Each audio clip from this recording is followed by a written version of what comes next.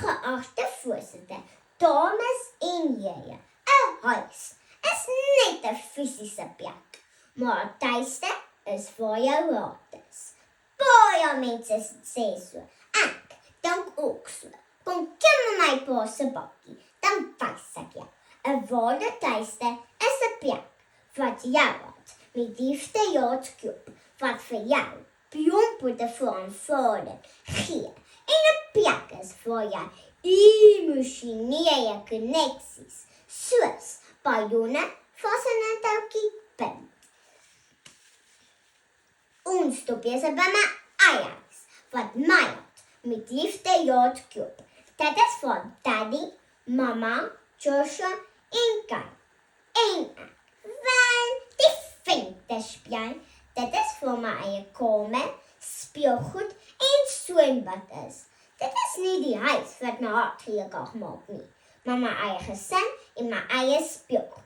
Jennifer en Pons, en om my een skrywer New York sê in haar boek, dat die huis is net 'n fisiese plek, maar tuiste is die mense wat jou die meeste liefhet, wat jy vir altyd sou liefhet. Maak nie saak wat nie.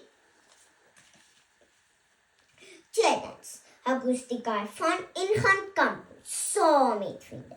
Daar sien ons nie net pragtige veldblommetjies nie, maar ook blomme van aanvaarde.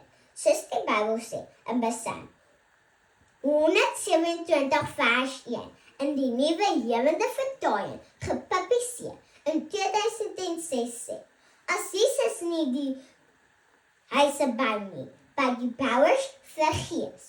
Ons kan die vers toepas op gehoudens wat ons bou op God se fundament. Maat wat mekaar aanvaar, laat ons tuis voel, al kan ons ver weg van die huis af.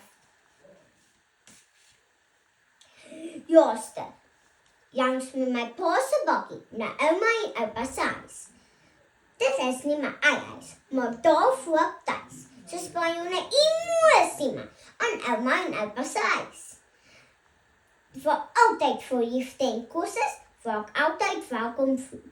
Dr. Guy Chapman, die wêreldbekende skrywer, sê in sy boek, Die ABC van Liefde, beskryf in 1992, die liefde van 'n fundament is 'n huis.